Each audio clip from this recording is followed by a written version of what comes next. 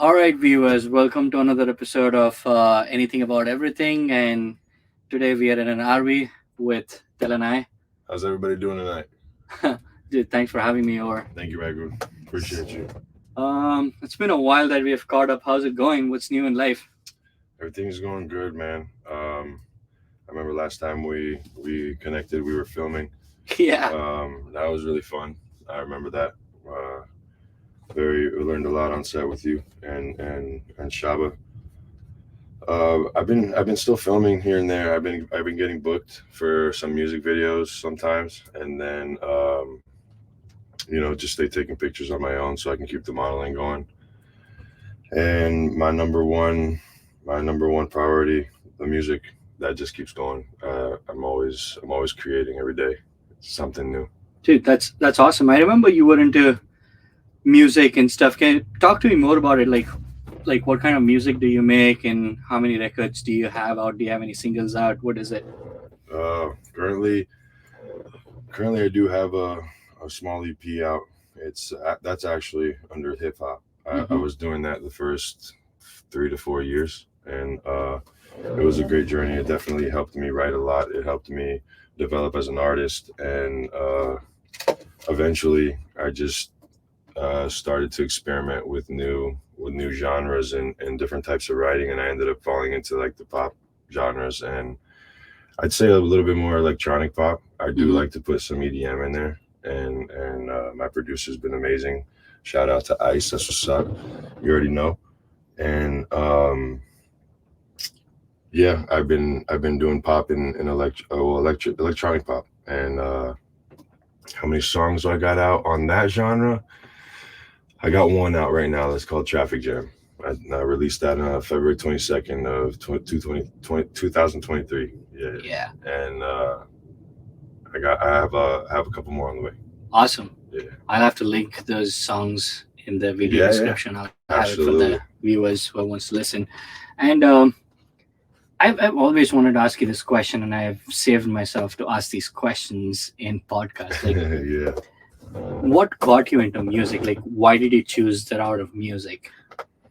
Uh,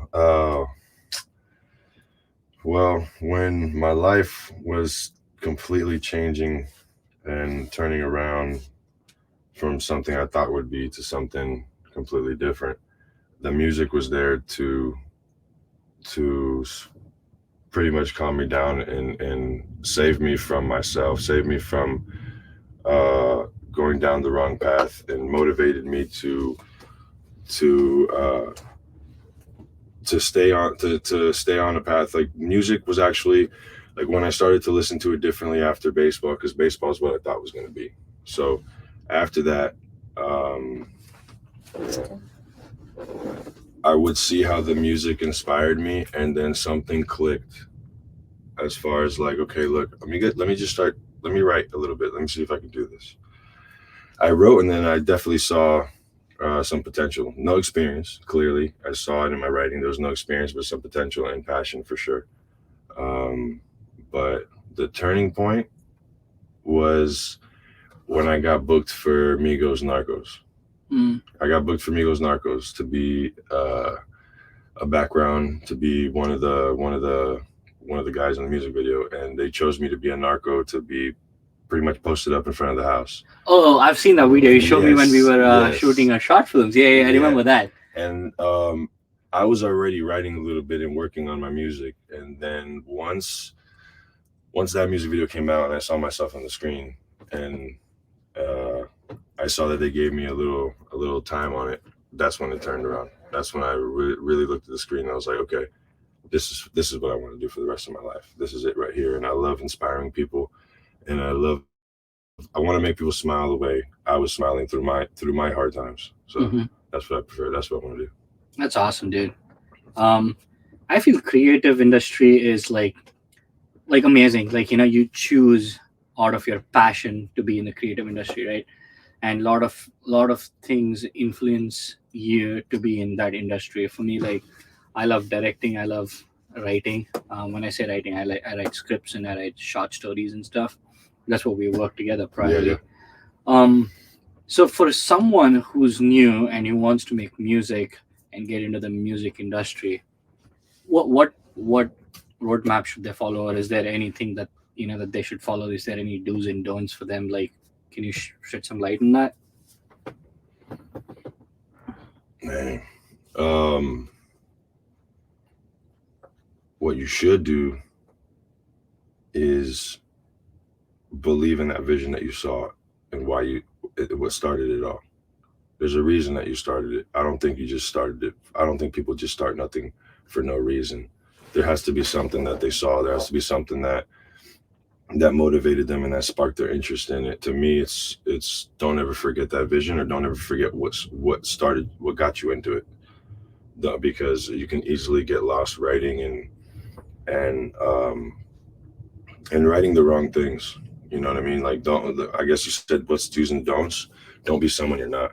Mm. Wow. Don't be someone you're not, because it's going to eat you up and it's going to catch up to you eventually, because you have to keep that character going. And if it's a lie, then you're going to be stressed out keeping up a character that's not really who you are. It might be a part of you. It might be someone. It might be a character that is in you. So, like let's just say an example, like a rebellious person. If there's rebellion in you, then that's just a piece of you that is good to display when you want to display it. But is that you all the time? If it's not, then you're going to be stressed out, because you're going to have to keep that character everywhere you go. Dude, that's amazingly So said. Yeah. that's the only, I guess, the don'ts. Be yourself, right? Always Yeah, be and you'll yourself. find it. Being yourself takes longer, but you'll find it. Mm-hmm. When you're not being yourself, of course you're going to get to the cookie quicker, because you're copying flows, you're seeing what's trending, and you're seeing what people want to hear. But it's like, it's not going to correlate with you. It's not going to resonate with you. So you're not even going to attract the fans that are for you. You're going to attract fans that are not even like relatable to you. You know. So, Gotcha. yeah. Yeah, dude, that's amazing. That's some really good insights. I've got to learn a lot from that too. Yeah. Sometimes even when I write, I try to please someone. Yeah, you said it right. Probably like You're I right. should. Yeah, No, for sure. That's one of them right there. You get caught up trying to please someone please else, someone. but you forget that you're not pleasing yourself. Even though you might be pleasing a good crowd, but it's like you have to start with yourself, and then the crowd comes. There's other people like you. Correct. There has to be. How, like, for me, sometimes what influenced me to please someone is also like, I'm gonna be realistic here, right? Like, it's sometimes it's about money, right? Like, someone pays me a ton, and like when I say ton, like, I'm not like Spielberg or something who writes crazy stuff, but for me, it's a decent amount of money where I try to stick to something that I'm not. How do I overcome that? Like, how do people overcome that? It's tricky, right? When you think about Yeah, it. yeah, because at least for me, I'll speak out of experience. You can get caught up trying to chase that banger that never comes, because you're chasing a banger because of the money. You're not chasing the banger because because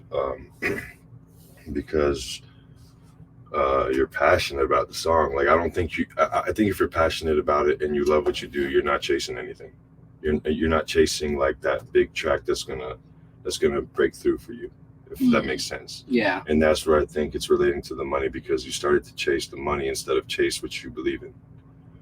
Right. Back to what I was saying, like, to remember why you started. You know what I mean? Because if you forget that, then you're gonna get caught up creating things that is not authentic. Mm. Yeah. Mm. Yeah. It's yeah, for me it's like when I think about it and when I get caught up in all that, like I feel like, what do I want to be remembered as, right? Like leaving a legacy behind. Yes. And then when someone is not around me, or if I am not around someone, like what do they describe me as? Like if I'm done and dusted and I'm gone to my eternity sleep, like what am I going to be described as, right? Yeah. So yeah, probably revisiting those thoughts would really help to be true to yourself, right? Yes, absolutely. Yeah. Yeah. Because then mission accomplished, right? Yeah. If you're authentic to yourself, you have no worries about what people are going to remember. True. It's going to be exactly what you wanted. What it should be. What you wanted is good, right? But I mean, what you should be is better. Mm-hmm. right? Because then it's like people are going to see everything. People are going to see your real flaws, not fake flaws. You know, like when you're not yourself, people are going to see flaws that are not real Mm. because you're faking shit. Mm. So it's like I had to learn that the hard way with the hip hop. Like when I went from hip hop to pop and like electronic pop, that's when I found myself. And I used to go to all those concerts. I used to go to Ultra like I used to go to Ultra a lot. I went 2011, 12, and 13. So like I only went to like three hip hop concerts in my life. The rest were all electronic music. So once I started that genre, I was like, oh, this feels like home, you know. And then plugging in the words was my favorite part because if you think about it, hip hop, you're speaking a lot more depending on your style. You know, you're Mm-hmm. saying more words per verse.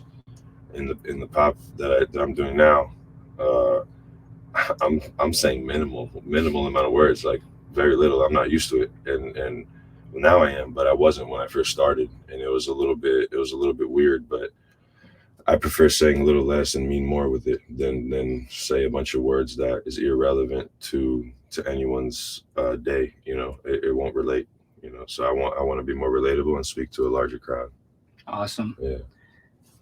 Just a little segue here, like to the viewers, like especially the video viewers who are on YouTube. I'm sitting in an RV, by the way, and it's Telenized RV. Um, it's pretty cool. I took a walk around here inside the RV. It's pretty dope. It has everything that a house needs to have, right? Pretty much, it has everything. The only thing that's on my list right now is a portable washer and dryer. Portable Where wash and dry. Yeah, where there's ones that they sell on Amazon where I believe it's a two-in-one.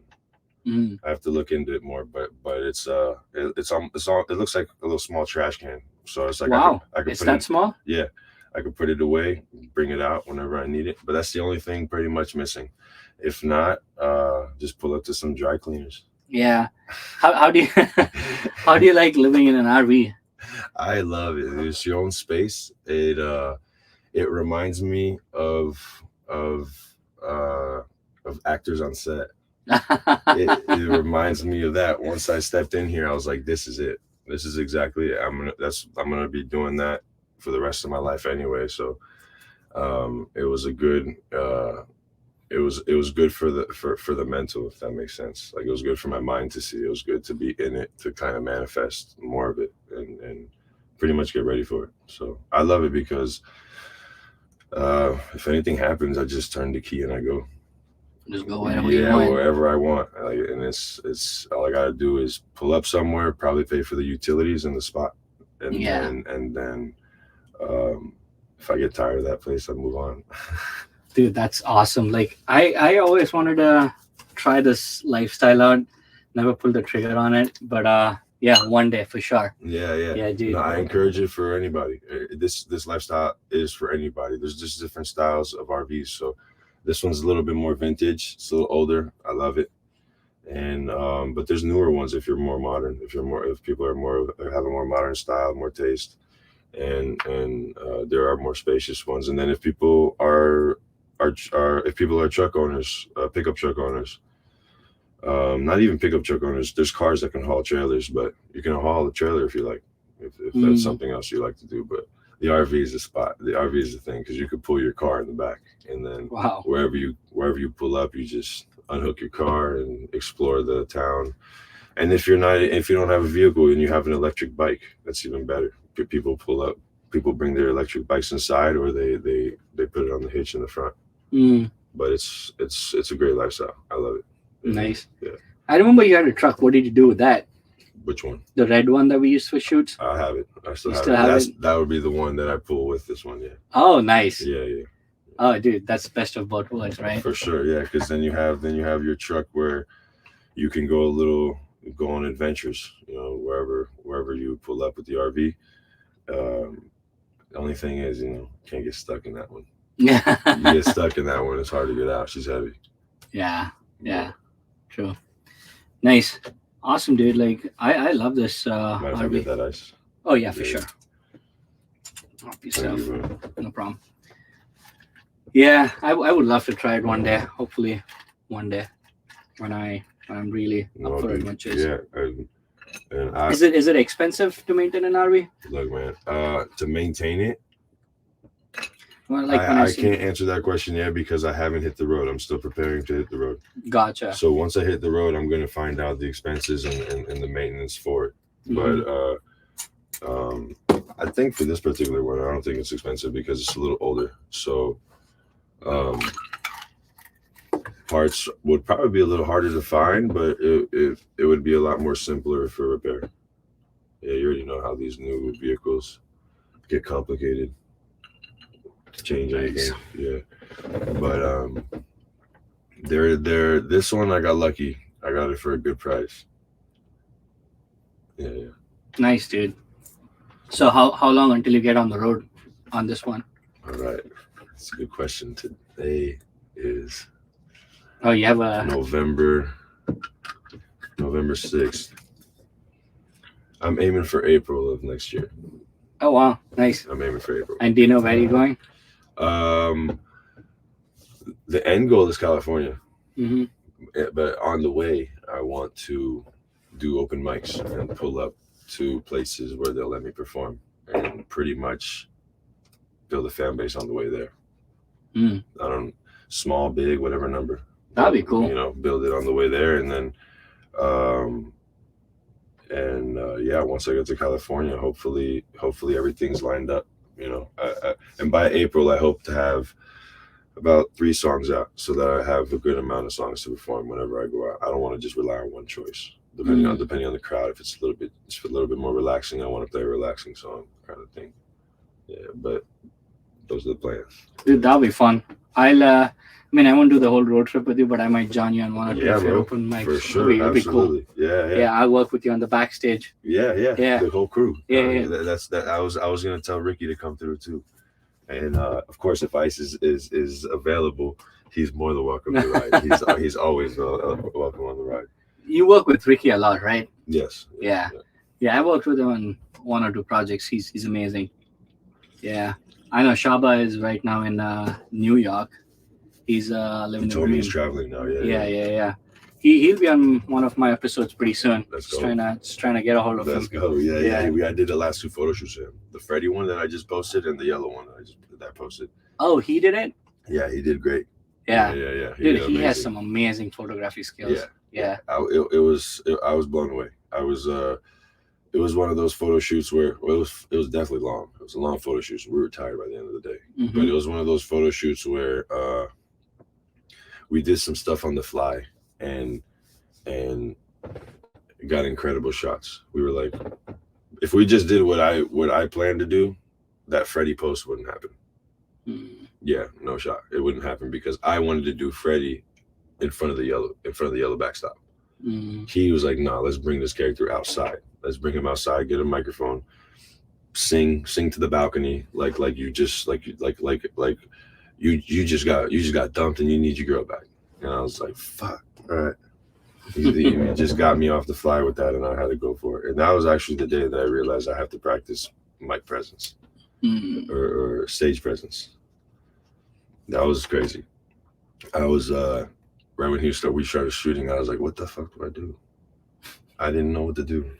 I didn't know how to hold the mic. I didn't know mic stand. The mic, yeah, like without a stand, I know how to hold it. I know how to perform like that. But with the mic stand, I was like, "This, what the hell do I do? This shit's just right here." And it's like you're moving it and this and that and that. And then I don't know. And that day I realized I have some homework to do. And then I was like, "Well, thank you for not making anything happen." You know what I'm saying? Just when you think you're ready, it's like, no, you're not. You're not. And I'm like, okay. So I got to the point where I'm like, I'm living in the moment. I'm ready whenever you are. Like I'm not rushing. So everyone has their time. Everyone gets there right when they're supposed to. So I'm just enjoying every moment because this might not last long. Yeah. You know what I'm saying? Like me and you here in the RV with our bank accounts like this might not last long. And like a year from now, we might be really someplace else or like flying places to do a podcast like this. And we're going to be hell yeah. And you know what I'm saying? So it's like, I want to enjoy this because this is not happening in much longer. Mm-hmm. You know what I mean? Like I don't want to get there and then be like, fuck, dude, I was never really present in those moments. Mm. That's why I'm like, nah, I'm present here. I'm here now. Yeah, Because dude. I know that I know where I'm gonna get. Yeah, it's something that in the beginning, dude, it's almost like blind faith. It's like you almost borderline feel crazy at some point because it's like no one sees what you see, and you're doing everything that you're trying to do to make it happen, and you think it's gonna happen soon, and then a year goes by, 2 year goes by, 4 years go by, and you're like, oh my god, it's not as soon as I thought. Like was I was I wrong? Was I crazy? Like what did I just see some shit and it wasn't what it was?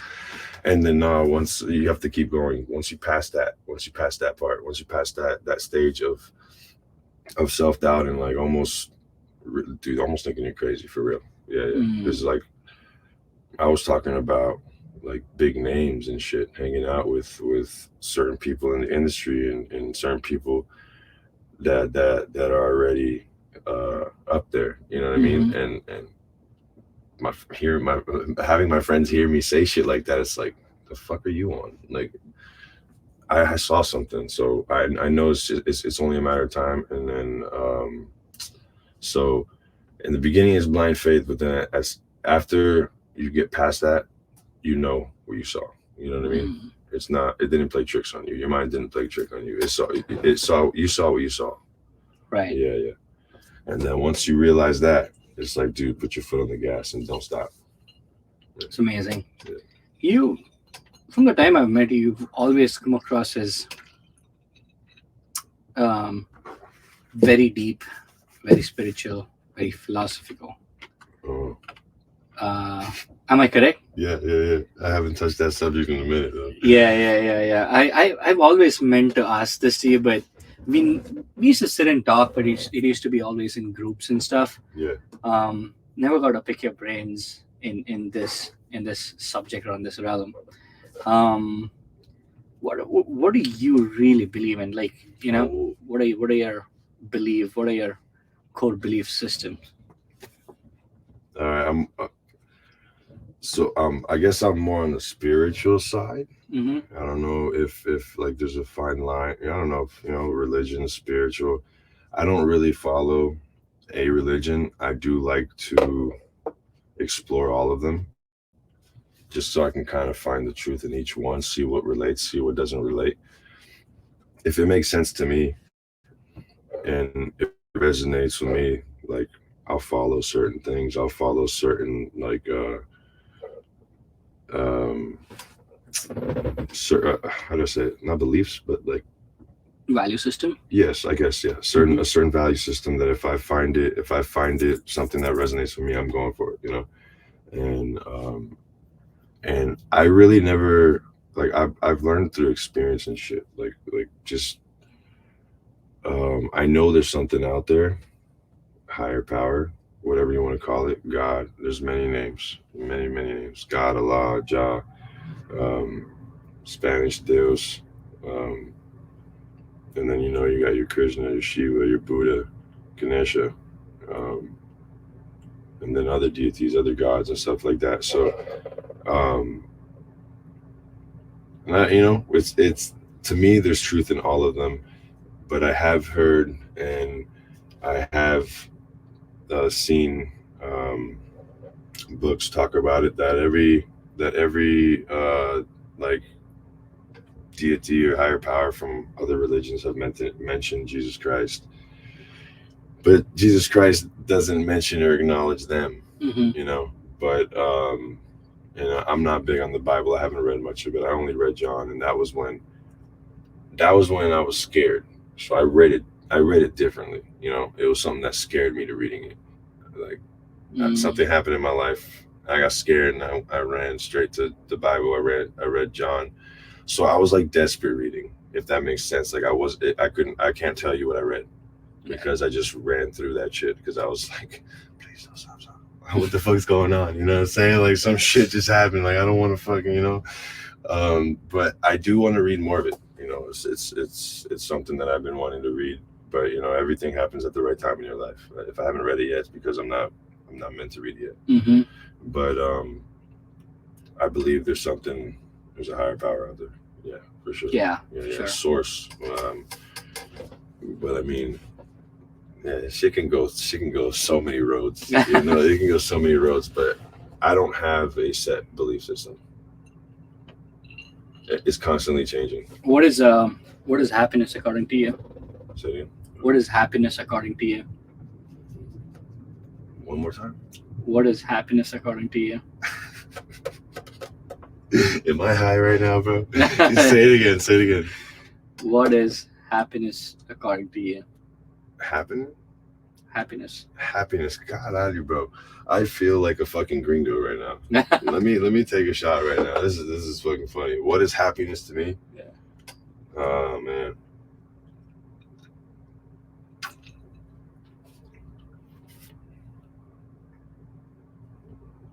Happiness is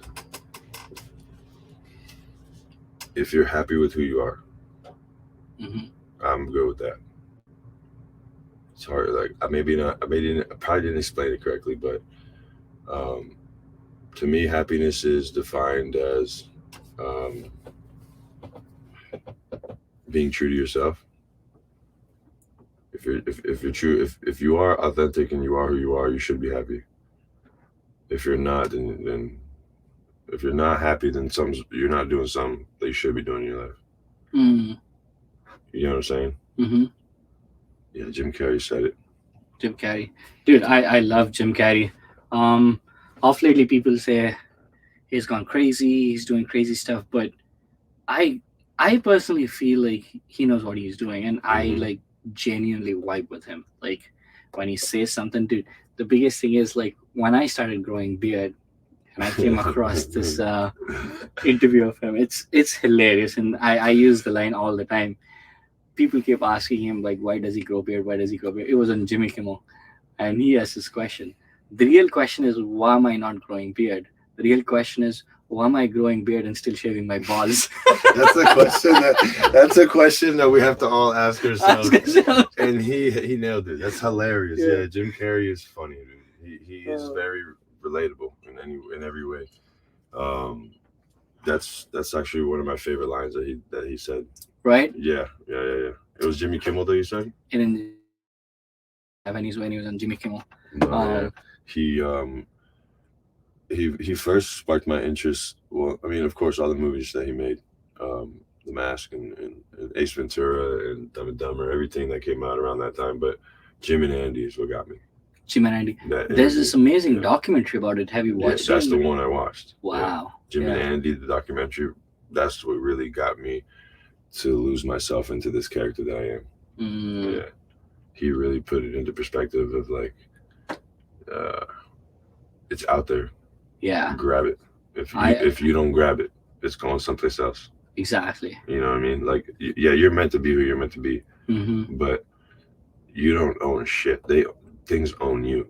Mm-hmm. People are like, oh, I have an idea. No, an idea has you. Mm. Yeah, and if you don't execute, that idea is gone like a bitch that didn't want you, and on to the next one. So you gotta caress that idea. You gotta make sure you're paying attention to that idea. You gotta make sure that you let that idea know I'm gonna do it. I'm gonna bring this to life. If not, 1 year later you're gonna see someone else come out with that same idea, and then you don't be mad. You can't be mad. What you did was sleep on that idea. Gotcha. Yeah. Yeah. Yeah. Acting on ideas are important. Like that's what I feel like differentiates. Like I follow a lot of like businessmen, right, where they started and made like turned a small business into huge. Like it could be Jeff Bezos or Elon Musk, Yeah, or yeah. like name it, or Bill Gates. Or the biggest thing that they did was they acted on their ideas, right? Yeah. Like that's the only difference between someone who didn't act on that idea and someone who did. And everybody faces failures, Yes. and everybody should learn from it, Uh-huh. and it shouldn't like put them down. Yeah. Where they say, oh yeah, like I tried and didn't get it, but what's the learning in that? And you should try it again in a different way. So that's what makes a difference between people who made it and people who are trying to make it, or people who didn't make it. At all. right? Yeah, because uh, it took me a while though, but to face the fear. You know Mm-hmm. what I mean? It is scary doing what you really want to do with your life. I don't Yeah. know. I don't know if that's for everybody, but that's at least for me. This shit was scary as fuck, super far fetched, felt super like fairy tale, but it's like what I just said right before this. It came to you, you saw it, attack the idea. If you don't, someone else will. You know what I'm saying? And I've seen it plenty of times on small examples of like an idea for a show, an animated show. You know, I had a brilliant idea, probably got to writing just what it would look like more or less, like nothing, like just scratch the surface on the idea and would write it down. But then was like, cool. But since I'm so focused on music and I'm over here, like, I'll get to that in the future, blah, blah, blah. 3 years later, a very similar show comes out. And I'm like, hold the fucking, what the hell? So then those are like just small examples where I'm like, no. So now, like, what the ideas I have in music, they're coming out. You know what I'm saying? Like I'll execute it. I'll definitely pick and choose. I'm not gonna release just anything I make. You Mm. know, I'll be releasing quality. I prefer that. And but yeah, fear is hard to overcome. That's for sure. Yeah. I've Yeah. But you almost have to be friends with it. yeah. You know, when it shows up, be like, "What's up, bro? You again? I'm ready this time." You know, like it's almost like a bully. Yeah. Yeah. But like you said, that's the most difficult part, right? Attacking your fears. Um, I was from childhood. I've been a huge fan of like listening to interviews. Like most of the time in I wouldn't say childhood, but most of my high school years, I loved listening to interviews like from Will Smith, Jim Carrey, and Spielberg, and name it. Yeah. And Will Smith mentions the same thing. You should learn always to attack your fears, and the way you attack your fears should be so like intense that that becomes your positive. All right. I fuck with that. Yeah, right. Yeah. Like wow, Yeah. Whoa. wow, that becomes your strength. Yes, your fear becomes your strength, bro. Yeah, Holy shit. Thank you for that one. That was nice. I yeah. appreciate you for sharing that one because that one right there is another way to put it and a great way to put it. Mm-hmm. Every time it comes up and be like, yeah. Every time it comes up and be like, hey, what do you got for me today? Because when you overcome fear, bro, magic happens. Exactly. Dude, magic happens. It's crazy.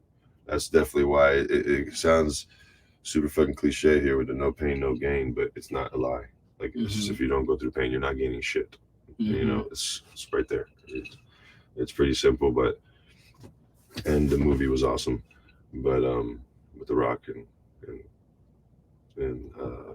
Falcon, Falcon with the Falcon guy from fucking Marvel. Mark Wahlberg. What the fuck? Yes, Mark Wahlberg, of course. Oh, Pain and Gain. Yeah, Pain and Gain. Oh, I'm saying Mark dude. Wahlberg, The Rock, and who's the other one? The one that was Falcon for. Oh, I forgot his name. Yeah. He's a really good actor. I know who you're talking about. Forgot Mark Wahlberg was in the movie, the star of the damn fucking movie. Yeah. Dude, that was so when that movie didn't release in India. I don't know why, but that movie didn't release in India. I saw the trailer and I was huge into working out. And they just show the part where these guys are working out. I'm like, holy shit, I gotta watch this movie. And I watched the movie like it wasn't out in theaters, but it was on some different streaming platform, and I watched it, and I got to know it was a real story that happened in Miami, if I'm not wrong, right? Yeah. It was in Miami, crazy, based off of a gym in Miami that they would run, a corrupt gym in Miami. I still remember the names. I actually know someone who used to go to that gym. Yeah. Really? Yeah.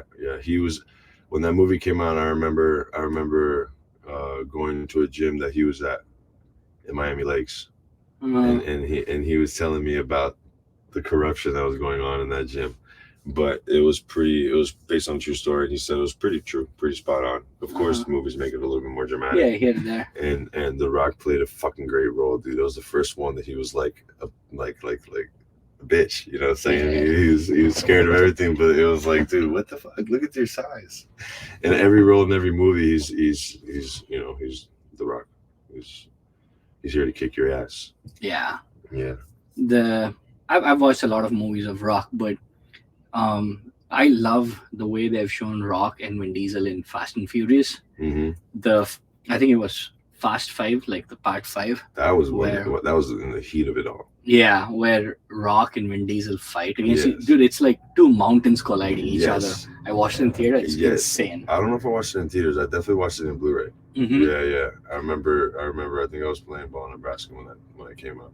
Oh, But I heard that the scene between Dwayne and Vin Diesel was pretty authentic when it came to like intensity. really? Yeah, I don't think they were getting along on set. Ah, I I didn't know heard this. something Yeah. about them not getting along on set. I don't know what it was for, what it was. I'm pretty sure it had stuff to do with Paul Walker's death and Mm, things like that, you know. But yeah. they gave us a hell of a fight because of it. So I'm good Oh with yeah. that shit. I Oh don't yeah. care, you know. So, but you know, The Rock is a great actor, and he's very, very good. He's very good when he fumbles the line. Hmm. I've seen him. I was on Ballers. You told me about that too. You Yeah. were on Ballers. I I was on remember that. Ballers. I was on Ballers for season 2. No, yeah, season 2. I think episode 2. Enter the Temple, Mm. and that was probably the best one I got in. I was on set for. I was there for like 5 episodes. Got paid pretty well. Enjoyed it. A lot of beautiful women, and and the moment where I saw The Rock was pretty interesting. Did you get to interact with Rock? No, well, I got one interaction. Yeah, like he kind of came up close, and I was definitely not that fangirl, fanboy kind of shit. Like I did not. I let him work. Like I didn't try to go after him or try to get his attention or nothing like that. He just happened to pull up, standing up right next to me. I was like, right now, just look at him, bro. Who cares? And I looked at him, and he looked at me, and he was like, "What's up, dude?" And I was like, "Fuck yeah, what's up, bro?" That was it. That was it. He just gave me the nod, "What's up?" And I was like, "What's up?" And that was it. And then probably never remembered me. How is again. he? How is he on the set? Is he? He's good. He's chill. Yeah. Yeah. He's got a person that pats him down. He sweats a lot. Mm. I'm gonna be the same thing. I'm gonna be on the same boat, bro. I'm gonna have someone with a towel, patting my head down, patting everything, because it's like it gets hot out there on set. Oh yeah. But he's really good. He's professional. And I remember the first episode I ever went to. He fumbled the line. Not even realize he fumbled the line. I didn't know it. I didn't So notice it. smooth. They told me after. Yeah, they told me after. He goes, "You fucked that line up," and I was like, "Well, looks like he was supposed to fuck that line up." You know, it looked good. It was pretty good. Yeah, yeah. So it was interesting, and had a great time on the set. Nice. Yeah. Yeah. It's like for me, like it's always intrigues me, like to talk to people who have worked with like big stars. Recently I worked on a feature film as like the associate director, and one of the actors worked with Al Pacino in Devil's Advocate, right? Oh damn. Yeah, so he was like, he has screen credits and everything, dude, and he he was an amazing guy, Dennis Yeah. Al Mallon. Pacino's one of my Yeah, favorites. Al Pacino is good, but the guy who worked with him worked in my movie. Rest in peace. He's no more. He died in Who? an accident. Like the guy who worked. Oh, that you Yeah, know Den- personally. Yeah, Dennis Mallon.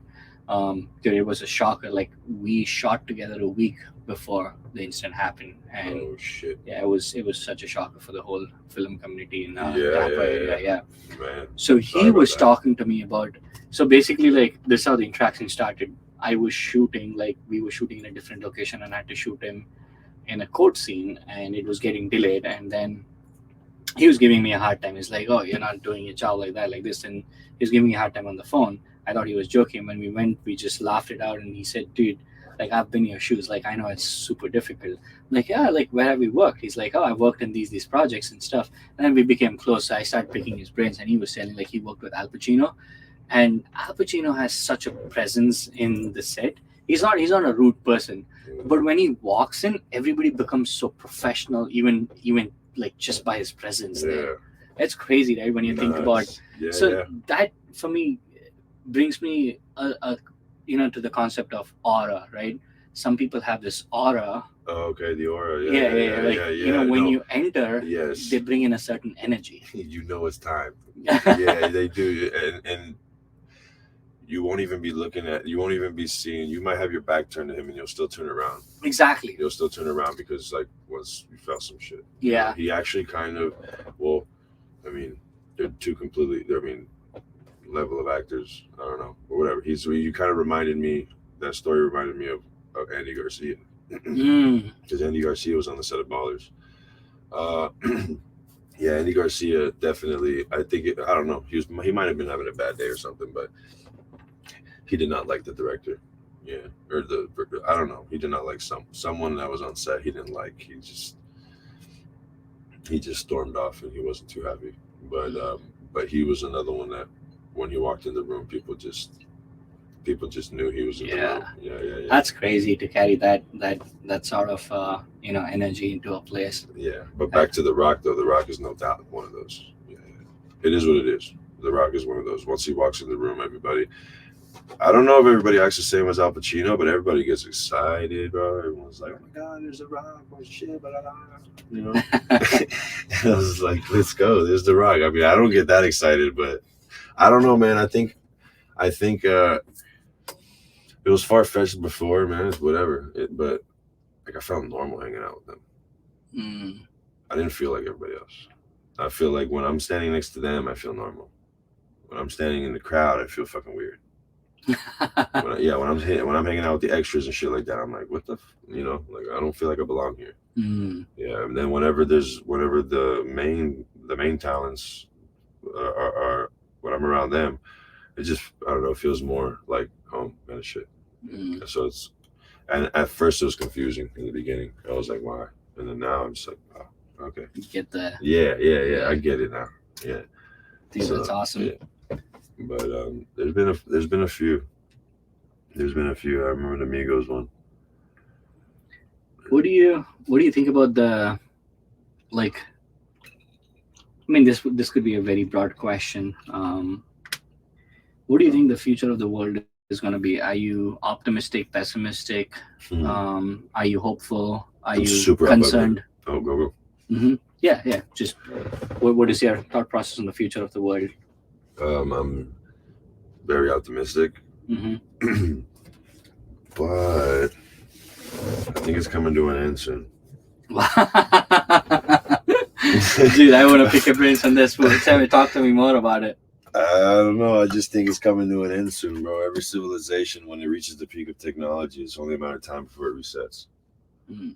So I'm just like, I think we're getting to the peak of our technology. So we're about to just witness the last, I guess, decade of technology, and then probably things are going to start to get like not Mad Max-ish, not yet. That's probably going to be in like 20, 30 years. Uh-huh. And yeah, this is just what I think, my opinion. Definitely no research, no. It's all right. It's just Yeah, it's off the fly, whatever is on my mind right now. Yeah, I said in 2018 that like in 10 years we would be walking with robots, and in 20 we'll be walking with aliens. in what? In 2018. 18, Yeah. we'll be walking with aliens. In 10 we'll be walking with 20 in 10 robots and 20 aliens. So we're 5 years in. I mean, Right? yeah, AI is 5, 6 almost years there. in. Yeah. Yeah. So it's like 5 more. If no robots are around, then I was wrong. You know what I mean? Like it's just simple little things like that. But I do have hope for the future. I mean, but movies are documentaries, bro, and documentaries are movies. I think movies are all trying to tell us something. And Terminator and Matrix, that's enough for me. Oh, dude, That's Matrix. enough for me. I just learned that the Terminator, the whole series is a prequel to the Matrix. I just that's found an that interesting take on Terminator. Yeah. Yeah, I think um who's John Connor's mom? I have no idea. What's her name again? Look it up. Oh man, yeah, you're right. Let me see.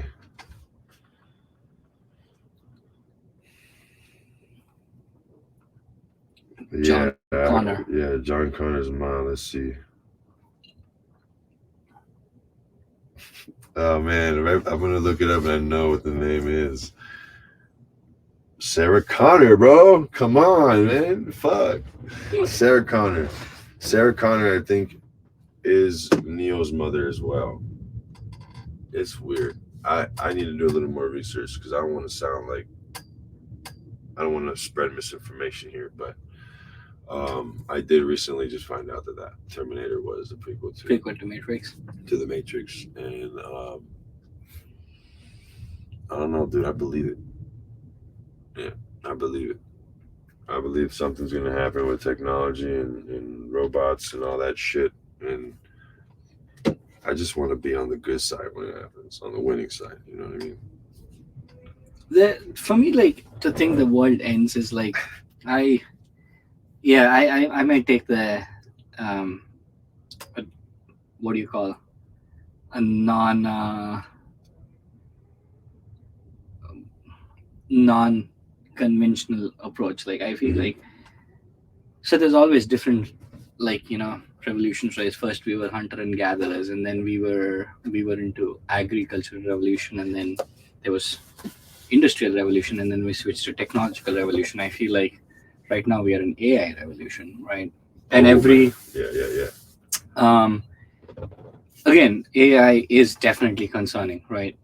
For me, Too much. yeah, for me, I see good stuff about AI, right? There's positive about AI, but AI being in wrong hands, it could be like, yeah, uh, yeah, Dude, all you need is one pissed off person that fucking got fired from Tesla to just hack all the Teslas and just, exactly. well, mayhem. Allstate, go for it. Like, Yeah, so that's just that. I'm sorry, Elon, you're the man, bro, but I can't own a Tesla. You know what I mean? Like, I why can't. you don't like Elon? Do you like No, I Elon? fuck with Elon. Yeah, I like Elon. Hmm. I shout out to Elon for all the work he's done, but I can't own a Tesla, dude. I can't just fathom a Tesla um, just driving me somewhere I don't want to go. You know what I mean? Nah, yeah, I'm good. I don't know. I don't know. uh, Yeah, he's like, maybe I'm misinformed, but I'm good. I prefer diesels over gasoline cars, but I prefer a motor.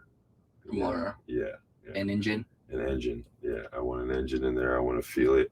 I don't want to just step on the pedal and they go. Or, I don't know. I don't know how it sounds, but There's no sound, by the way. it sounds like the Jetsons, bro. It Yeah, sounds like exactly. the little. That's the one that they added. Yeah, You so know? I'm like, yeah, they added a new sound to it now. No, they add this. I mean, especially when you're taking a reverse, A reverse they is they, loud. they add the sound because they want people to know that the car is reversing. Yeah, dude, it's crazy. It's usually in reverse. It's not forward. You're Yeah, right. it's When not they go in forward. reverse, man. When my friend pulls out of the driveway, I hear that shit from the backyard. I was like, shit. There Yeah, goes that Tesla. yeah, that's the future, bro. I at least feel like, EVs are the futures, right? Um, I wouldn't say anything that is already gas, that's not gonna go anywhere. It's Mhm. still gonna exist. Like, we are we're probably a couple of decades away where we completely switch everything to renewable resource, right? Yeah. So recently I was researching about all these things, and I came across an interesting scale. I might be butchering the name. It's called Kardashev scale or something. Kardasheb. So basically, there's a scale which says like how progressive, particular, like, races. Like, when I say race, it's not exactly race, but particular human, like, particular um, sapiens are, right? Or humanity, like, what's the progress that they've made. Mm-hmm.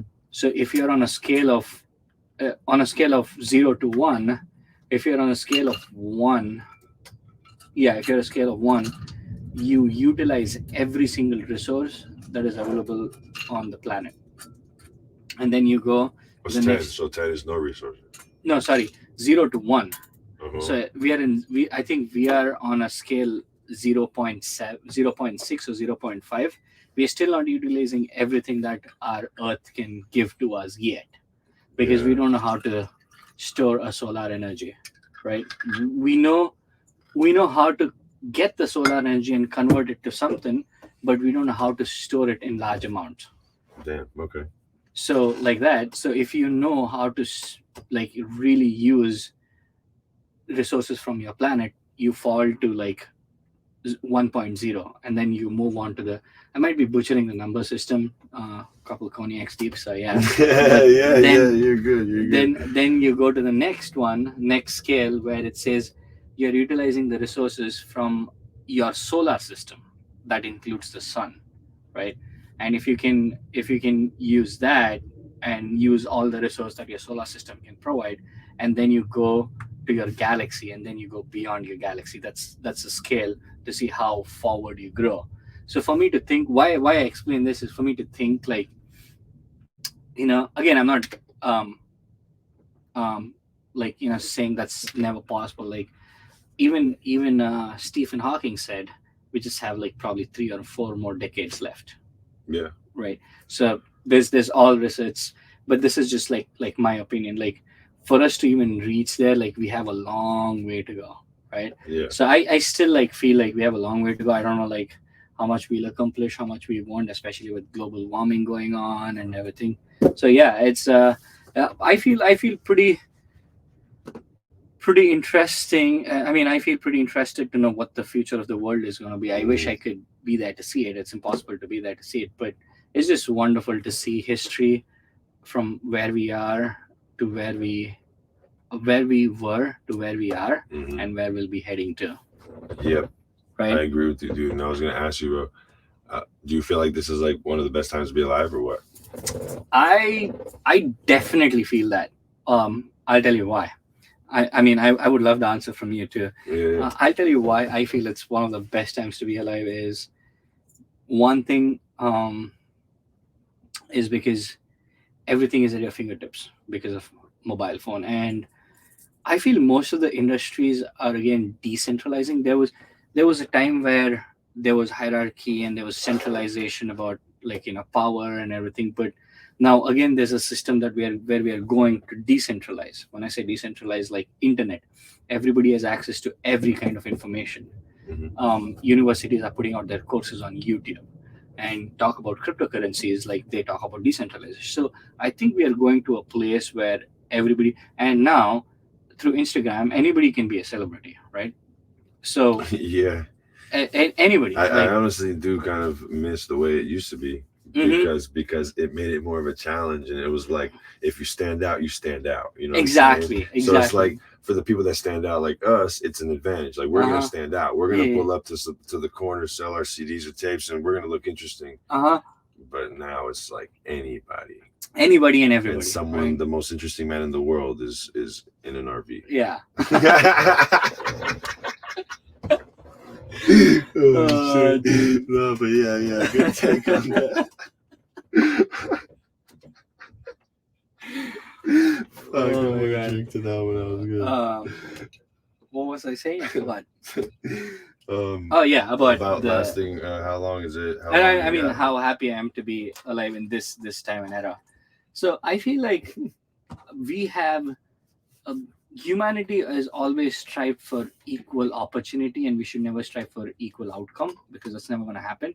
And I think we are in a stage where we are at equal opportunity. Like, if you take in the past, where, you know I don't want to bring up anything where there was, like, different races that were used in a different way and all these things. I don't want to use any words, any words across to Yeah, that. yeah, Yeah. no, it's all good. So I'm the right, same. yeah, yeah, yeah. So, but in Same this day and page. era, like, we don't face any of that, where I feel like I personally feel like there's a lot of equal opportunity. Others might not feel that way, but I personally feel there is equal opportunity in all the places. Only thing is, you have to work hard, Yeah, right? yeah, you Pain gotta and gain. work. Yes, you can't There's get away from that. yeah, there's you cannot Yeah, climb the ladder of success or ladder yeah, what you want with yeah, your hands in a pocket. Like you need to absolutely. pull it out. So I feel that's the reason. And even with medical coming, like medical industry researching so much and where we are, I feel really really happy to be alive in this day and era. What do you think? At first, I was, well, I mean, I've always loved it growing up, of course, because you don't know shit when you're growing up. You know what I'm saying? But like once you started to realize certain things, I did not like it. But then once I let it resonate, I started to love it because I was just realizing how we went from no technology to full on Full on touch technology screens and shit that can do things for you, and robots that are shutting themselves down with because the of what do the you call the Google Homes and Alexas and yes, stuff. yo, like I said one word. I'll talk about a shoe, and then there's an ad that Had. comes up, same shoe that just came up that I spoke of, and I was like, all right, thank you. Let me bookmark that, you know. But but I also agree with you on the equal opportunity. Mhm. Nowadays, it's just like my opinion as well. It's not. Some other people might not feel like it's equal opportunity to them, and uh, sorry, but I feel like it's It's equal yeah. opportunity to me, and for everybody else. But but yeah, just simply because we went from two different times, like two different kind of styles of living. We Hmm. went from no technology to technology, and it happened fast, Oh yeah. and You bring up a really good point. It happened fast because like I was born in 91, uh, nice and you 92. 92. Oh yeah, Yeah, yeah, awesome. So we saw that phase where we had to adapt to everything so quick. really quickly. I think It that's was what. something new every year. Yeah, we, the other generations, like, say that we're weak or anything. I don't try to agree on that sometimes. Like, yeah, I don't try to agree on that, but we were one of the generations that had to adapt quickly for every single thing. Everything. Yeah, think of it, like our parents like just had to know one thing and they could survive their whole life and have Yes, everything. they had no technology, Yeah, so there was for there was no barrier for that. Like exactly. Now what you use now, 3 years later it'll be completely obsolete, and you yes, have to get used to the new thing. to the new thing. And either we run with it or we lose it. We lose it. The only thing that they had coming out new every year before was cars. Yeah, And right. maybe new vacuum models. You know what Correct, I mean? correct, correct. Like I don't know what else, but Yeah, like they didn't have the Roombas coming out in no, two no years. fucking Oh, no, they didn't have none of that shit coming out. That's funny as fuck. Yeah, yeah. they would just have the vroom 5,000. I don't know. Hmm. So I feel like we are in that generation where we have to adapt things quickly, and we should use that to our advantage, right? If we can do that, It could be scary though what makes it scary? if you take too long. Yeah, yeah. If you take too long, bro, you're not gonna be 3 years behind. You'll be 10 years behind. Mm-hmm, And then mm-hmm. being 10 years behind trying to learn some technology, Absolutely. you feel like you just came out of jail. Mm-hmm. What the fuck True. happened to the world? True. But yeah, I guess I say that to encourage people to like don't be scared of technology. Yeah. Learn that shit Learn it. because it's better that you know it, and let's just say everything turns to sticks and stones one day. That's easy as fuck. Mm-hmm. But not technology. Technology to me is a little difficult. But for the people that have experience, people that have been doing that since they were younger, it's easy. It comes easy for them. Mm. So it's a barrier. That's why I encourage people to learn that shit. Don't be scared of it. Nice. Yeah. But I have a question for you, dude. Shoot. Oh shit! I just thought about Crystal Leah stand up. That's why I started cracking up. He said he asked a question, and I have a question for you. And then shit, forget it. Because I almost forgot my question now. Damn. I should have wrote it down because it came like 20 minutes ago, but it'll come back. It'll come back. It'll come back. I have a question. You said you believe in aliens, right? Yes, absolutely. Do you think we'll ever? Let me ask you this: do you think we've ever made contact with alien? Yes. You think so? Yes. Talk to me more about it. Why do you think so, and why? Like Yeah, how? I think aliens have deals with humans, Mm-hmm. trading technology for um, test subjects, I guess you can say. I watched a lot of movies. Uh, which is the last movie that you watched? Alien, actually. I watched the Alien. movie Alien. That's Alien. hilarious. You said that. Yeah. Um, hold on. Let me make sure I quote this correctly. By the time you search that, the best movie that I've ever watched in terms of like space was um Interstellar. I haven't seen that one yet. Oh, dude, you gotta watch it. Yeah. Okay. Good recommendation. Damn, dude.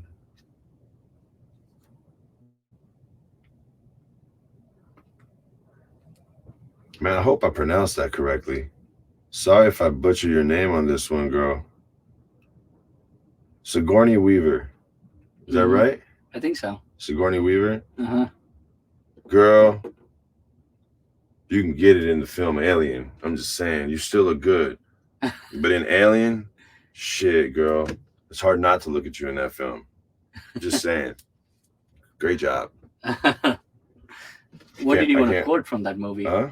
You wanted to quote something from that movie. Do I want to quote something from it? You said you wanted to quote something from that movie, no? I don't know about quote. Okay. No, I think it was definitely just shout out to her. She looked hot in that movie. Mm. Yeah. And she's my favorite in Avatar. So that's why I didn't even know that she Wait, did she's something. in Avatar? Yeah, the blue people. Oh, The first, yeah, she's the who's first. that? Okay, her. There you go. Oh, the scientist. Yes, the scientist. Oh, Yes. wow. There you go. She's an alien. She looks. She's an alien. Yeah. She's in Alien. No, I'm saying she's in. Oh, Alien. she's in Alien. Yeah, Okay, she's okay, in the okay. movie Alien. Okay, I don't okay. know if she's an alien. She's an alien. Shit, girl. Me With too. so much confidence, you said that she's an Yeah. alien. No, I got stuck up. no. Maybe.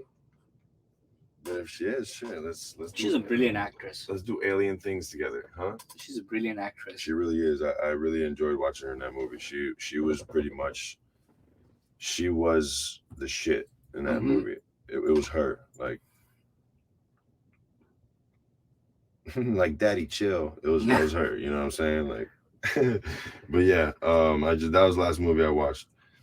And she was pretty badass in that movie. The movie was pretty good. Fuck that cyborg. Mhm. Yeah, you gotta watch it. It's pretty good. I watch it. And but I do believe in aliens. Yes. Yeah. For me, I want to see one. Like I want to like, I want to see one. I want to see one in person. Like not in a spaceship, like out the spaceship. out the spaceship. Yeah, like chill. Like let me interview you. You know what I'm saying? Like, oh man, hopefully it's a good race. Oh yeah. Have you worked? Have you worked with? Sorry. What do you think about? I'm a huge fan of DiCaprio and Matthew McConaughey. Like, yeah, they're both great too. have you ever like had friends who worked with them or anything? Like, you know how they are on the sets and stuff. Nope, I have not seen them on set. I haven't met nobody that's worked with them. But those are two guys that I would love to see work. Dude, Leonardo DiCaprio is definitely underrated. Should have won more awards. But oh, bro, I gotta hear. Thank you. Yeah, you're right. Some water.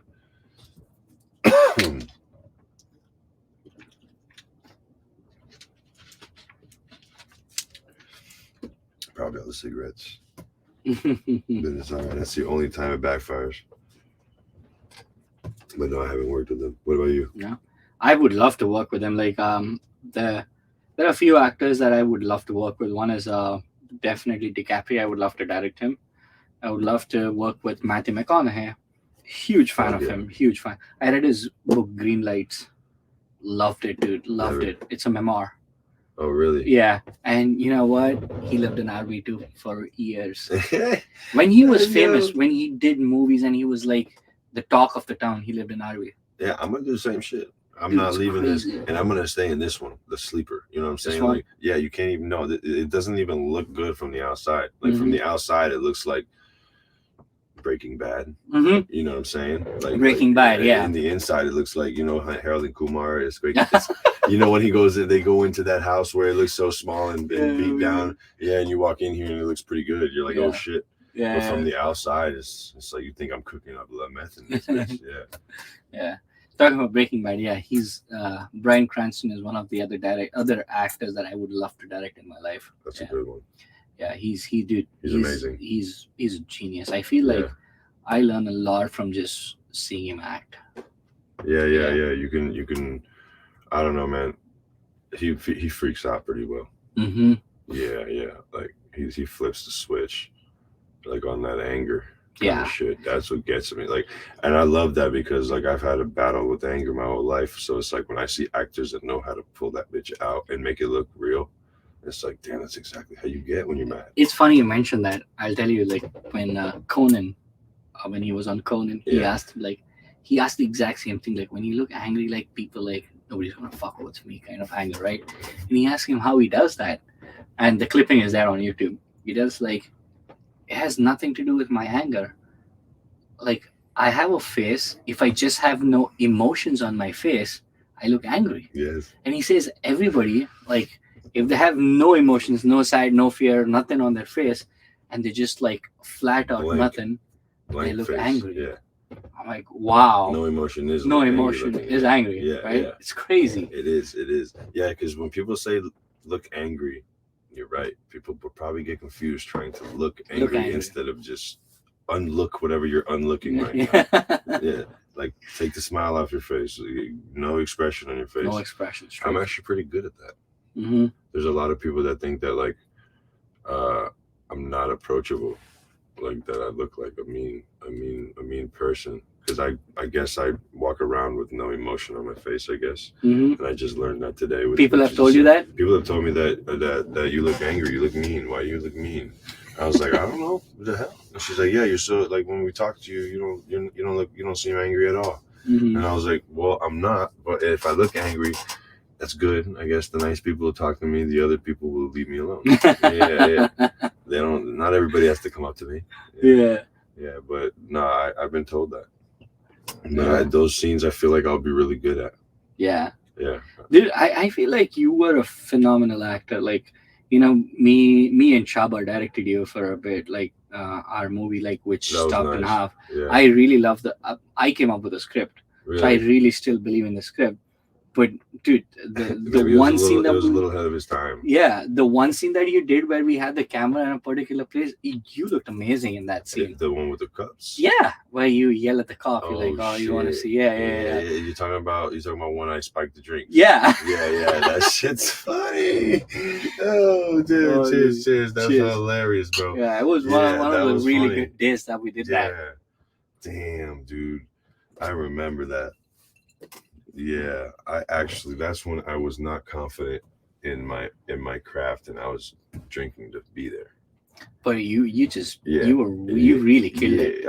I appreciate that, but that's when I was still like stage fright. You know what I'm saying? I was still like, oh shit, let me drink a little and feel a little better and shit like that. Yeah. See, now you say that, I know, but that day, like, dude, like what got me here was also the confidence that you had that day. You were like, you know what you're doing. You're comfortable in your own skin. Like you exactly know what you're doing. You exactly knew everything, right? Me and Shaba were struggling because like it was our first project, and then like me and Shaba spoke about this. Like we like, dude, like you and I forgot the girl's name, Jenna or something. Katya. No, that was another girl. That was who played. Like, oh, you're talking about the one that popped up randomly and saved us. Yes. So Sonia. No. That was the second one that we did. The first one, that was the pool scene that we did. I'm talking about the first one that we did in the woods. In the woods. No. It was in Murakami Museum. There was You're talking about when we had to run away, like when I was dressed up in the lumberjacks? No. Hold up, bro. You remember the first one that we did, right? The second one where you and I were best friends. That's the character. Yes, by the pool. That's by the pool. By the pool. Yes. Yeah, yes. where Sonia and Kathy. Okay. Yes. That's the where, one where we get spiked and we lose everything. Oh, it's us that get spiked. Yeah. So then the one that I spiked the drink is the first one. That's where. So what girls were there that time? That time, I don't know who two girls were there. One was like we both played the friends role. There was one. Is that when we filmed outside in front, like of the like nighttime when we had a shot nighttime outside? Or no, that was Sonia. No, that was Sonia and Tati. Okay, sorry. Back to the first one. First one when you and I first met was in Murakami Museum, where we shot in your truck, bro. Yeah, the drone followed us exactly on the park. in the park. Where there was the ranger. Correct. Exactly. Okay. Yeah, that's what I was talking about. That's where the ranger, by the way, he's fucking doing good. Oh, he's balling out. He's become a really good David. You're right. You're right. Yeah, David. Yeah, shout out. He's doing. Shout out to David. Yeah, he's doing great. But back to that. So that's the one. Yeah, because now I remember. I think the girl's name was Jenny. Yes. She was phenomenal. You were amazing. Yeah. And then Shaba and I was like, wow, our first project, we really got two killer actors. We had to do minimal so they can carry it out. Yeah. I never knew, like, it was like your first time. That day, I remember it.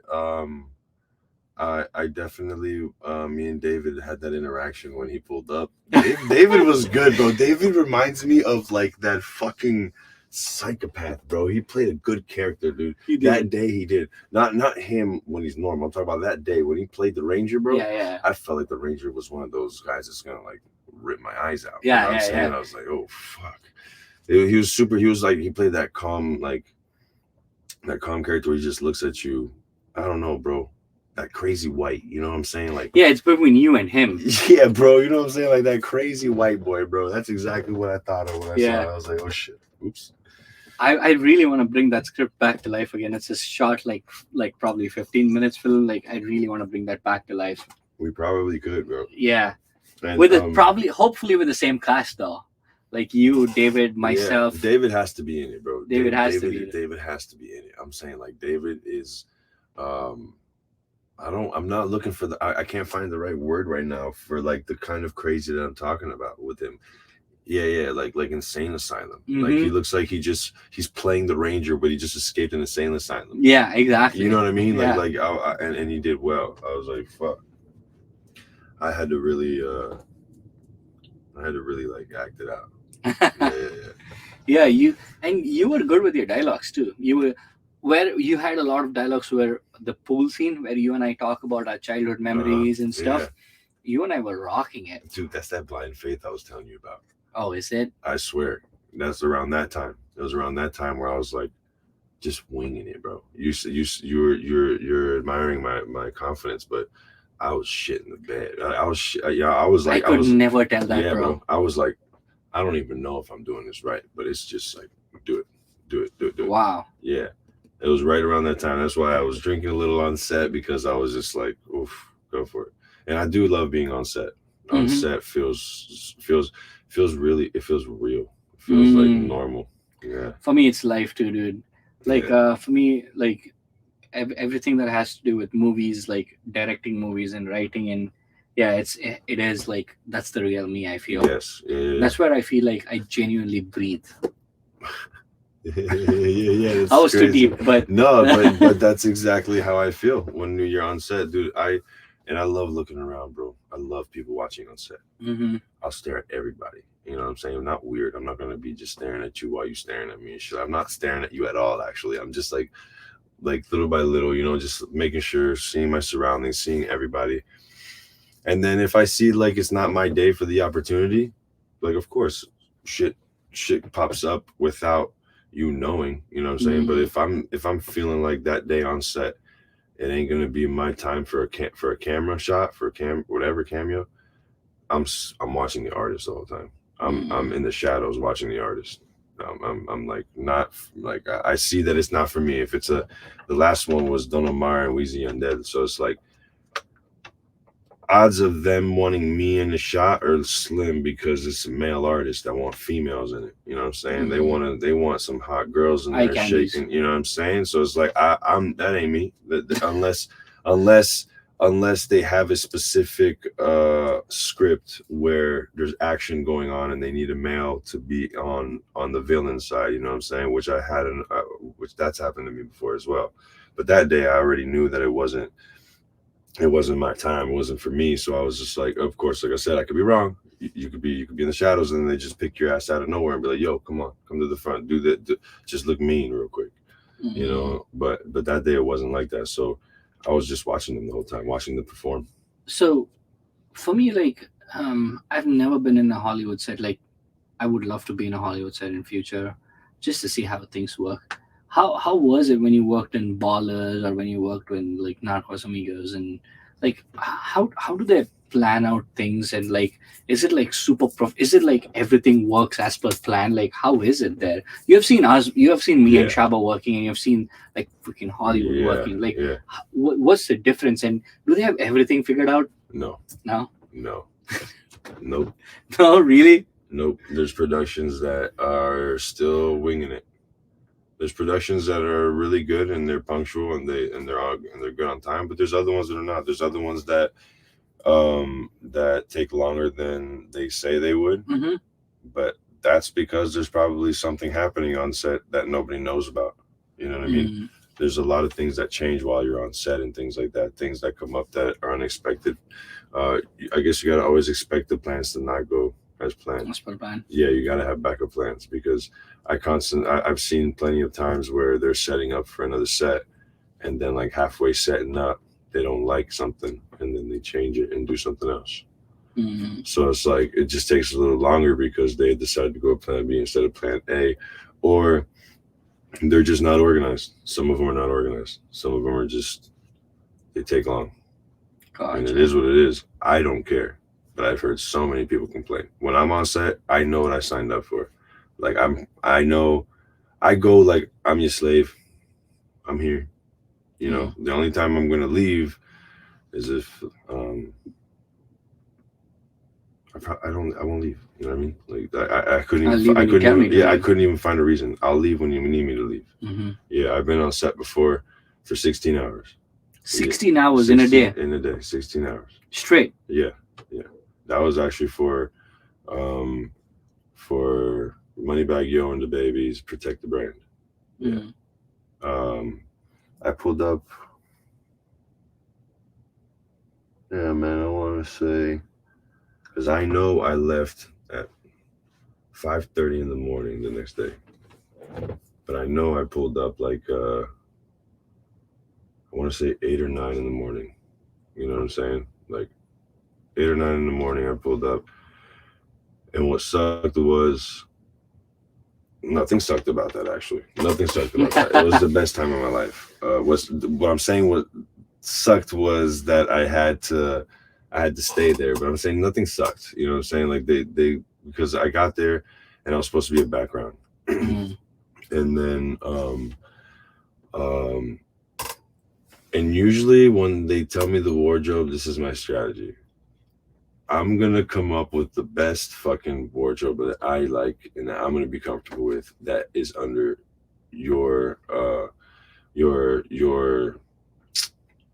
your requests, like whatever the wardrobe is that you want. I'm gonna come up with it in my style. You know Mm. what I mean? I'm not gonna do exactly how you want it. I'm gonna give it a little twist, a little touch, a little something different, but it's gonna be what you want. And then I won't come in with nothing else but that. Mm. I will have clothes in the truck. I will have clothes in my truck just in case they really tell me, fuck no, I don't like that. You're not even gonna go on set like that.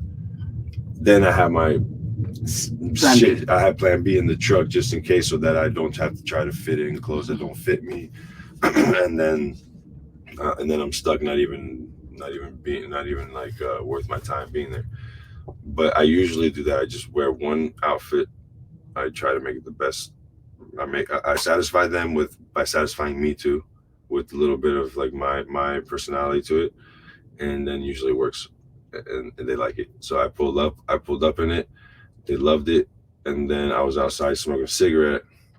It looked like some girl. I think it was just assistant director. Hmm. She went inside to grab the director, came out, and the director, she pointed at me, and then he goes, "Yes, I love it. You're the villain. Come here." And I was Wow. like, "Fuck It yeah!" happened on spot. On the spot. And I was like, "Let's go!" Fucking threw out my cigarette like a villain, put that shit out, and then I was like, "Hey, let's go." And then he pulled me over. He called me over, and just like that, my pay went from 120 to 500. Wow. Yeah, I went from being a background to the main villain, and it was probably my second favorite because Migos Narcos was the first one. So it's like you can't ever forget the first one, Yeah. but that one was the next best one. Yeah, but I the next best one, but I actually felt more like one of the main characters in there because I was the villain. The beginning of it. In the beginning of the music video, me and Moneybag Yo are going back and forth auctioning, uh, trying to win a car. We're auctioning for a car, Mm. and he outbids me, of course. You know what I'm saying? But and I'm like cussing him out and shit like that. And then at the end of the music video, I pull up with two girls, one on my left, one on my right, and I have the bag of money, and I'm paying him the money that I owe him for the car. Mm. For the car, has to be for the car, right? I think that makes sense. But why would he? I'm thinking about that now. Why would he need my money for the car? Why do I have to pay him the car? What the fuck happened? I have no idea. Yeah, whatever. Either way, but that's what happened. At the end of the movie, I gave him the bag. I gave Moneybag Yo the bag of money, yo. You know, Mm. so um, so it was pretty cool. But then at the end, the cops came in and busted him down. Yeah. But those are my two sets that I had the most like looks on. Do you have anything lined up in future? Like anything that you're looking forward to? Absolutely, What do you think about ABK6? bro. Honestly, like Hennessy or ABK6? Oh shit.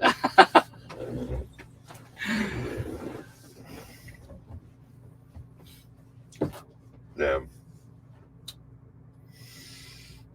Um, Still Hennessy. Hennessy? Right now, I still respect, Hennessy. respect, bro, Yes, respect. yes, but I had to think about it. You know what I'm saying? It wasn't like that. It was quick. not like that quick. No, I'm because glad it was this is very good. because I know I forced you into this. No, bro, you did not. No, dude. This You was told me I'm, Hennessy, Hennessy. Yeah, but you stayed in the ballpark with cognac, and right now Yeah. I'm always you introduced me to something that's really good, and it's from Miami, Florida. No. You see, no, It's it's not? not. No, it's not. What the fuck is this imported from Silver Lakes, Miami, Florida, bro? Imported, but that's not the product. Product de France. Product de France. Produit de France. The fonts. Product de France. The one thing that I liked about it is like where I was marketed it the first time and I loved it. I genuinely love it, but it said the world's best cognac. Where? Awarded as the world's best cognac. Hold up. Like For Visa.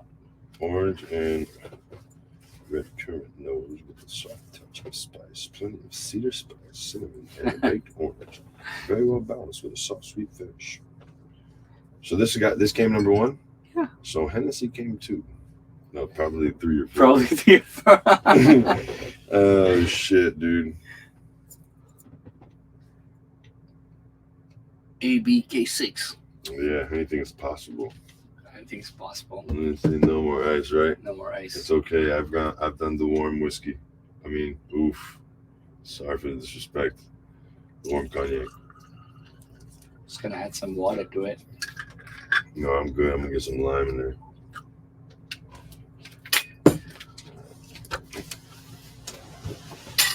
Oh,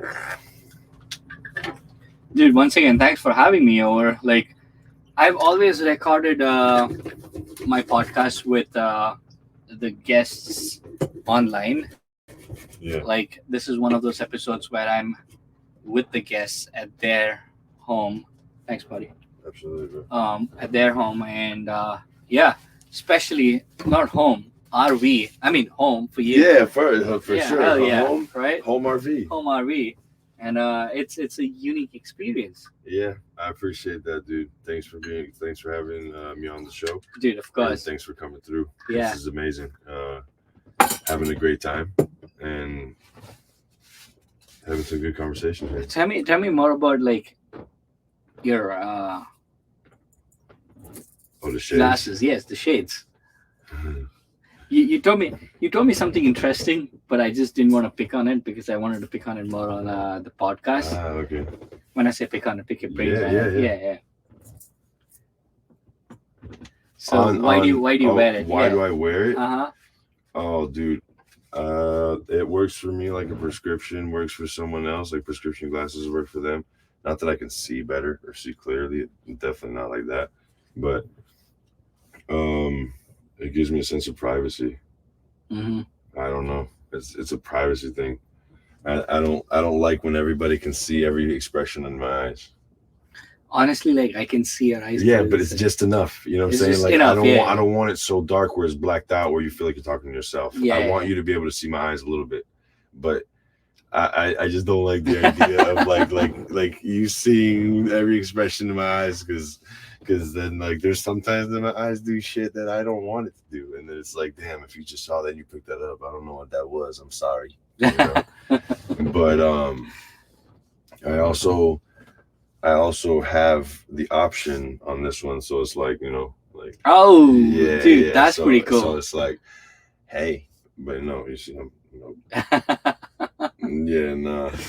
way too. No, I'm good, you know. Yeah, but I like that option because I do like to connect with certain people, and not that I don't like to connect with you. Me and you have definitely hung out outside of this. Oh podcast yeah, we go plenty like of times. 3 years, 4 years. But there's other people watching right now, so now I need these on, and it's just privacy. It's like you can't see if I'm looking that way or this way. Yeah. But yeah, I really enjoy it and I love it. I found the perfect ones for me. It's the flip because I don't like having to put your shades on top. I don't like putting it here. I like the option. Honestly, majority of the time it's flipped up. To be honest with you, it's flipped up majority of the time. It's only flipped down when it's time to work. Gotcha. Yeah, when it's time to do some. When it's time to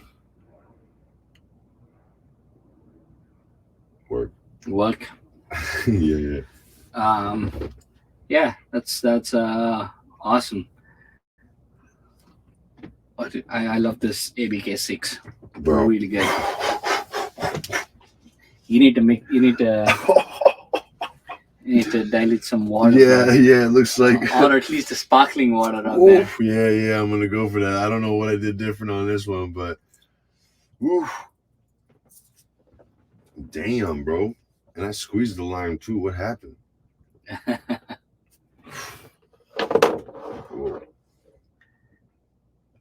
Man, I had a question for you, and I still haven't remembered it, bro. You still didn't get it?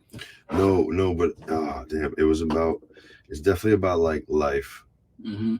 Philosophical question. It wasn't about like our directing and oh fuck. Oh well, I gotta write these things down. I actually got it though in the middle of it. It was while you were talking to me, I got the idea, and then I was like, should have just got on my phone and wrote it down. Yeah. Bro. For me, you see what I'm saying? Trial and error today for everything. Yeah. For me, like the worst feeling is when I know I want to ask something and I have it in my brain. I'm like, okay, let me first listen to him and I'll come back to it, and then I forget it. It just gets like it's erased out of it. Yeah. Like, what is it? What is it? What is it? And that's why I told you that idea that you gotta grab. It's because it's in the air, bro. It's not like it's just there. It's almost like could you visualize air? No. Damn.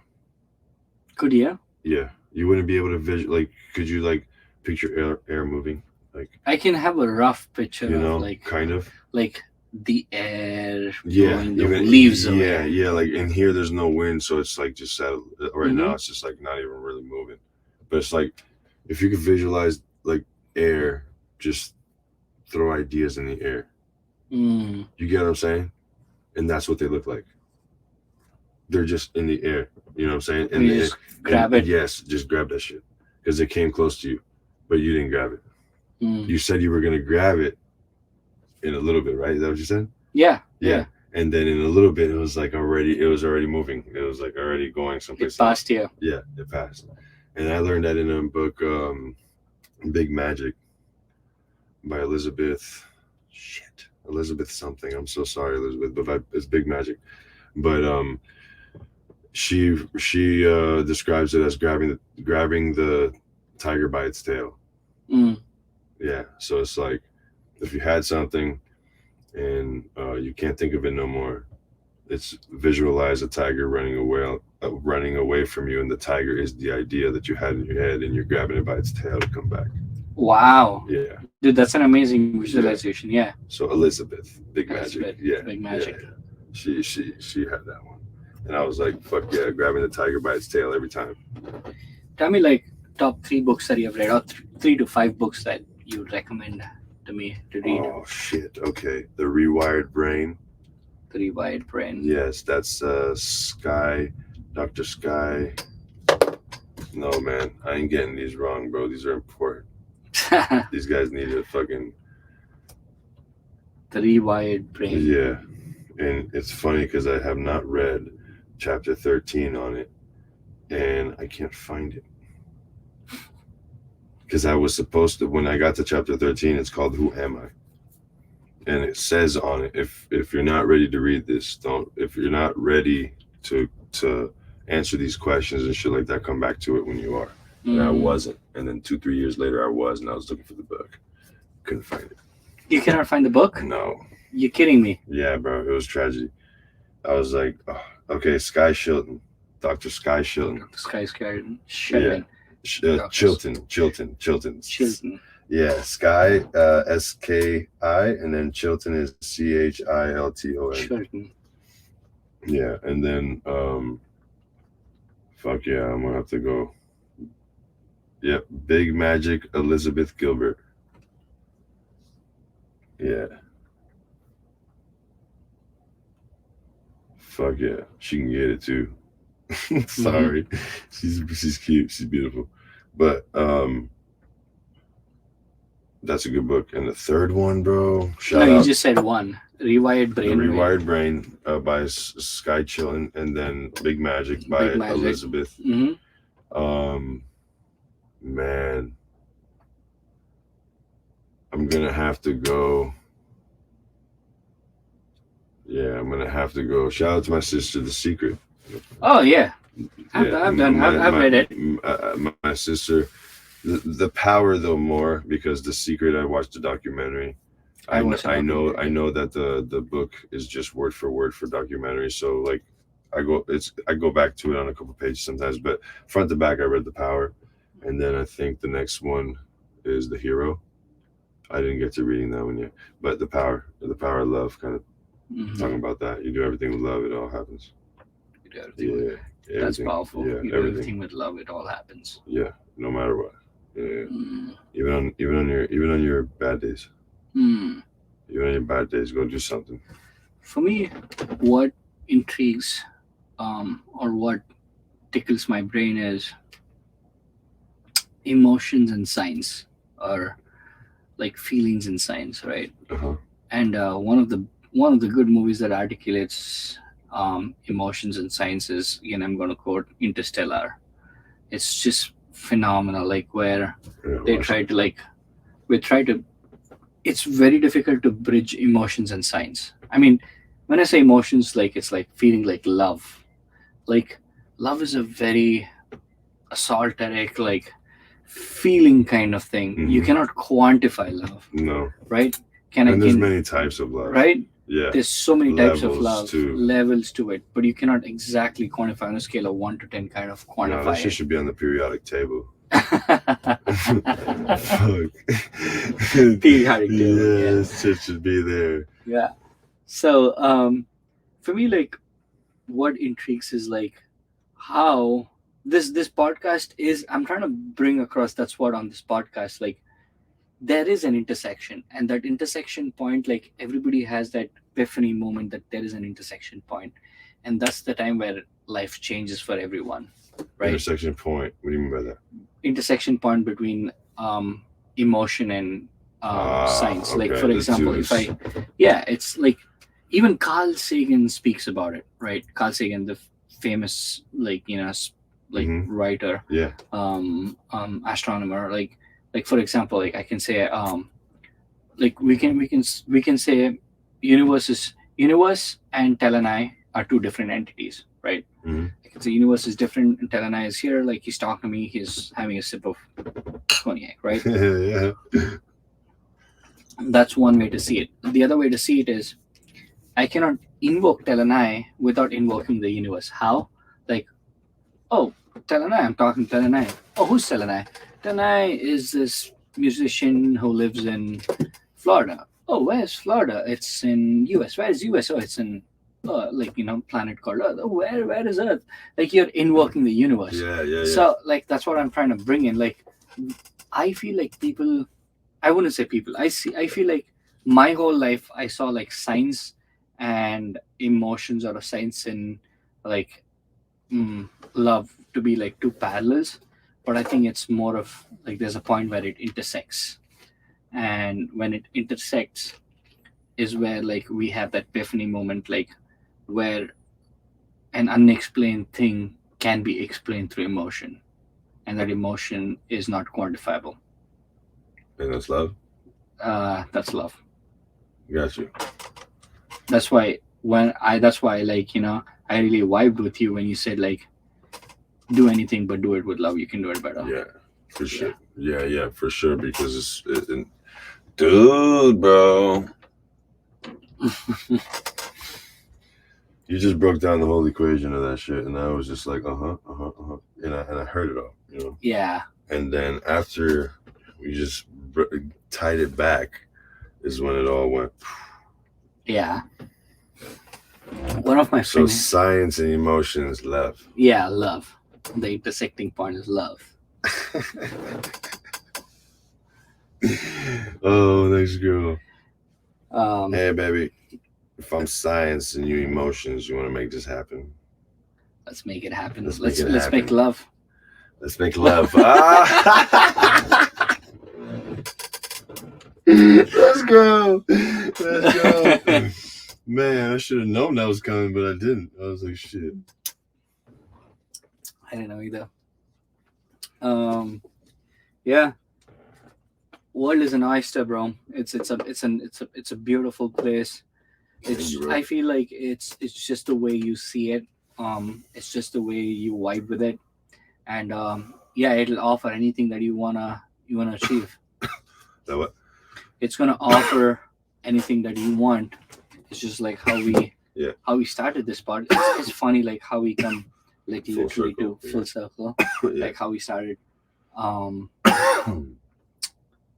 be yourself, be true to yourself, Yeah. and always like I really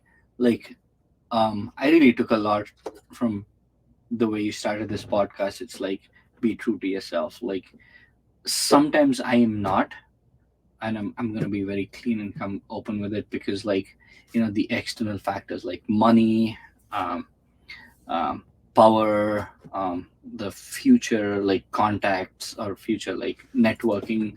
I'm like, yeah, let's just do this. Let me compromise. But like when you said like stick to yourself, that's more powerful. Like yeah, I really vibe with that. Fuck yeah. I'm Yeah. glad you did. Yeah. Yeah. Let's go. Good shit. And we're back there. And we're Yeah. back there. It's crazy how it came all full circle. Yeah, no, to where it was great. yeah, dude. There's I mean this was like we spoke a lot of stuff. We spoke in different genres. There's a lot of things to pick from it. Like Yeah, I'm bro. gonna listen You to can it have again. different And segments. yeah, different segments. I'm gonna listen to it again, and You can and actually learn make a a lot lot from of it. you can make a lot of posts out of this one. Yeah. You can probably make 10 to 20 different posts, bro. Of course. Yeah. Yeah. We're just short little boom, boom, boom, boom. Yeah. for me, like, I'm gonna learn a lot from this. I really, really appreciate your time and letting me come here and pick Yeah, your bro. brains and talk to Absolutely. I you and appreciate it. stuff, dude. Yeah. I What do appreciate you? you coming through. Yeah, what do you think? Like, did you have fun? Absolutely, bro. This was amazing. It was a good time. The questions you asked me were quality. It's what people should know. It's what I mean, not should know. I won't tell you that, but it's good to know.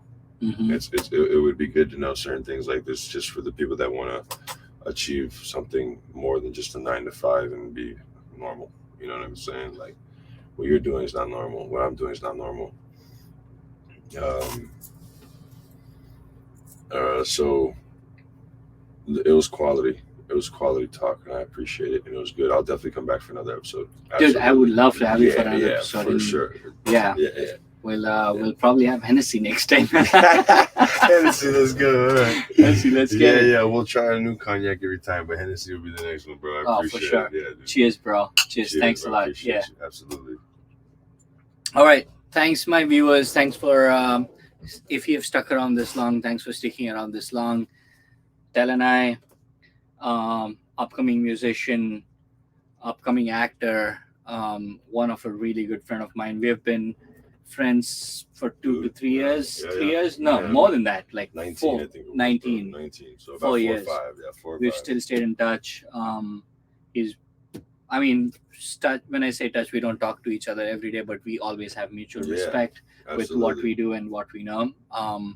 Yeah, he has amazing thing to offer to the world. Like I would recommend listening to this podcast throughout. And thanks for joining to us and joining with us. And thank you again. Thank you. Appreciate it. Tel and I. Tel and I. Look out for I'm Fine coming out soon.